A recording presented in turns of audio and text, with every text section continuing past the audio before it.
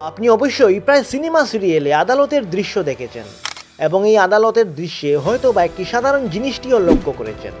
আসলে এই সাধারণ জিনিসটি হলো বিচারকের পাশে রাখা একটি মূর্তি। সাধারণত সাদা রঙের এই মূর্তিটির চোখ কালো কাপড় দিয়ে বাঁধা থাকে। আপনি জানেন কি যে কেন এই মূর্তিটির চোখ কালো কাপড় দিয়ে বাঁধা থাকে?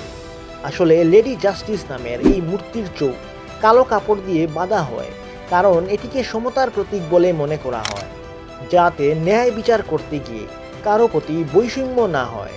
সেই জন্য তার চোখ বেঁধে দেওয়া হয়েছে। কিছু ঐতিহাসিকদের মতে মূর্তির চোখে বাঁধা কালো কাপড়টির ধারণা 17 শতকে এসেছিল এবং এটিকে আইনের অন্তত্ব হিসাবে দেখা হয়েছিল।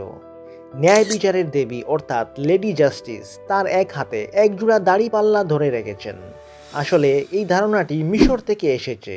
সেখানে দাড়িপাল্লা ন্যায় বিচার এবং ভারসাম্যের প্রতীক হিসাবে বিবেচিত হয়। এটি নির্দেশ করে যে কাউকে বিচার করার সময় উভয় পক্ষের কথা শোনা হবে। এছাড়াও আইনের দেবীর এক হাতে একটি তলোয়ারও রয়েছে, যা শক্তির প্রতীক। এটিকে কৃতিত্ব এবং ক্ষমতার হিসাবে দেখা হয়।